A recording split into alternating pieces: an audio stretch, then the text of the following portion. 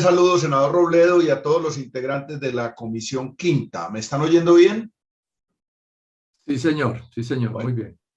yo voy a referir a dos temas puntuales. Desde luego, este tema de los peajes se volvió pues un negocio de esos inaceptables, porque todos los negocios en el capitalismo son aceptables, o todos no, pero hay negocios aceptables que son decentes, que usted gana una utilidad de acuerdo a lo que usted produce. Pero es que esto se volvió ya una cosa que es una vagabundería de recibir y recibir montañas de plata a cambio de nada, porque eso es lo que está pasando.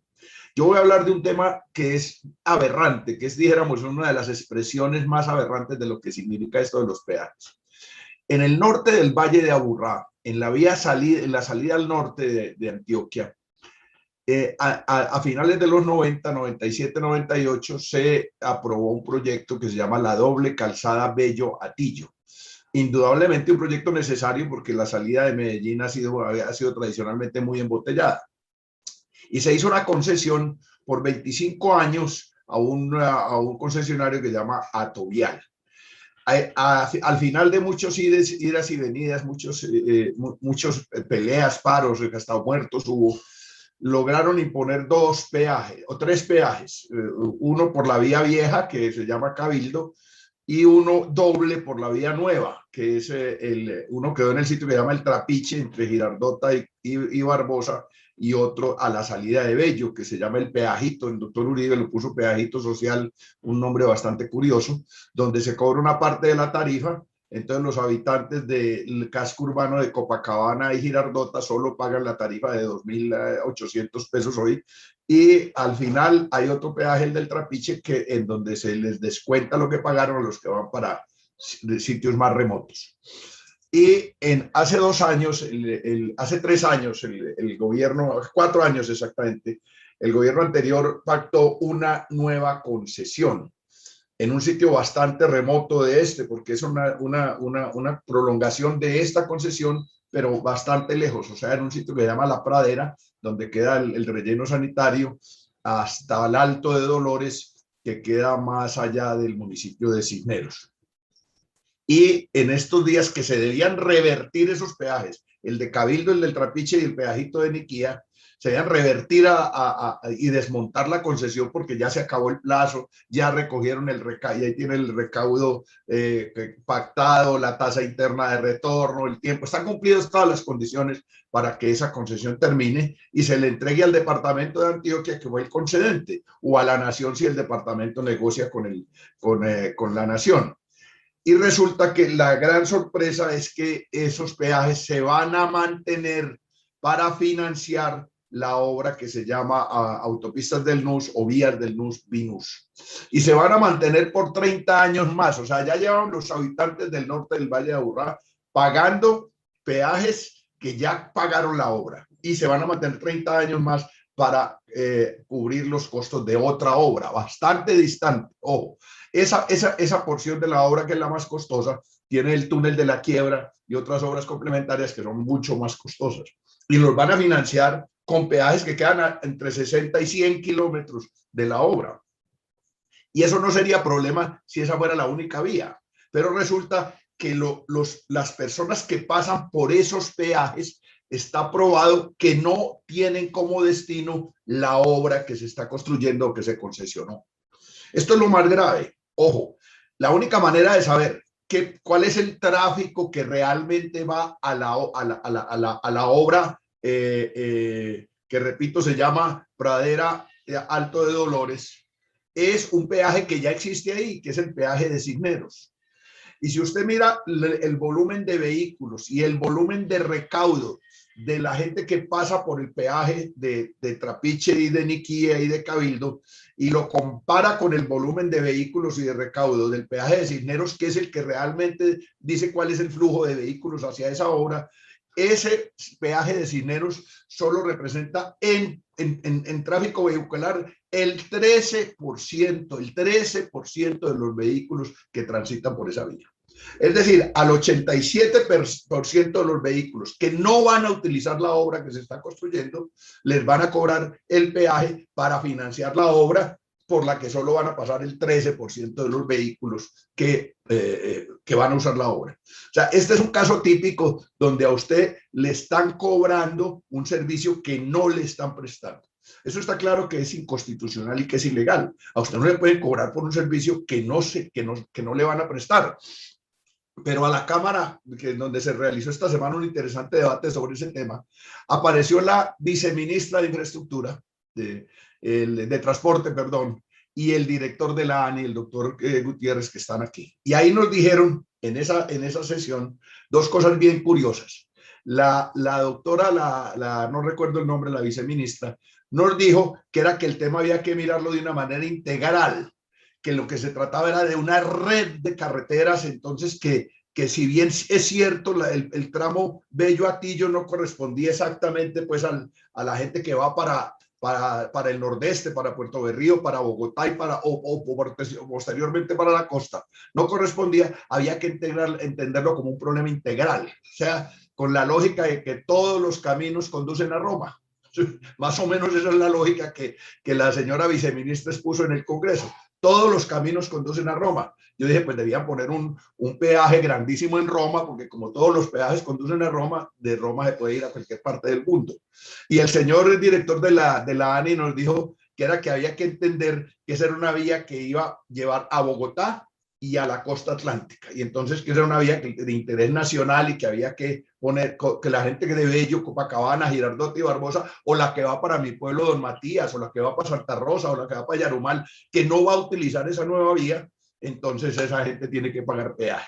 Con esa lógica, pues entonces debían poner un peaje en Cartagena, otro en Barranquilla, otro en Bogotá, otro, bueno, en todas las ciudades, porque como posiblemente utilicen la vía que va a pasar por las autopistas del NUS, por las vías del NUS, pues les debían cobrar peaje. Esto es una cosa, un exabrupto. Es de las cosas más absurdas que yo he visto en la vida. Eso es, repito, eso es como que a la gente de Cartagena le pongan un peaje a la salida de Cartagena porque el que sale de Cartagena posiblemente vaya para Cali y entonces van a financiar una vía que va a estar cerca de Cali porque los de Cartagena posiblemente vayan a Cali. Esta es una cosa que yo estoy seguro lograremos mediante un proceso judicial tumbarlo o mediante la movilización ciudadana. Ayer ya hubo un incidente maluco ahí en el peaje. Unos muchachos, entiendo que de Copacabana, se fueron no a hacer vandalismo, sino a forzar el paso libre de los vehículos, a forzar el paso libre de los vehículos, y hubo un buen rato en que los vehículos pasaron sin pagar peaje. Estas son cosas que van indignando a la ciudadanía en momentos en que la ciudadanía está bastante movilizada, bastante indignada con las políticas del gobierno, y ojalá no vaya a pasar alguna cosa maluca, porque ahí pues afortunadamente ayer no hubo pues ni heridos, ni detenidos, ni vandalismo, ni nada de estas cosas. Simplemente levantaron la vara para que pasaran los carros y después llegó la policía y los sacó. Pero este es un ejemplo típico, pero yo quiero terminar con esto, doctor Robledo, estimados congresistas y estimados participantes en esta audiencia. Es que el cuento que nos han echado de que es que las concesiones como las han hecho en Colombia son necesarias porque el Estado no tiene recursos para intervenir en las obras, es mentira. Es una mentira del tamaño de la piedra del Peñol. Ojo, esta es la concesión que yo más he estudiado con detenimiento, que se llama Pacífico 1. Pacífico 1 supuestamente es la vía para desembotellar, para que del Valle de Aburrá se pueda ir con facilidad al río Cauca, para ir del Valle de Aburrá al río Cauca. Resulta primero que esa no es la mejor vía para ir del Valle de Aburrá al río Cauca.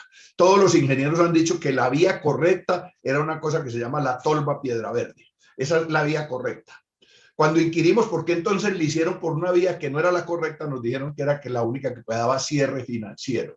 Ojo, que la otra vía no permitía el recaudo de peajes que diera el cierre financiero. Entonces yo me acuerdo que cuando yo estaba joven se había el dicho popular de que las vías se hacían para que pasaran por la finca del terrateniente, don fulano, don sutano, don perano, que era un notable del territorio.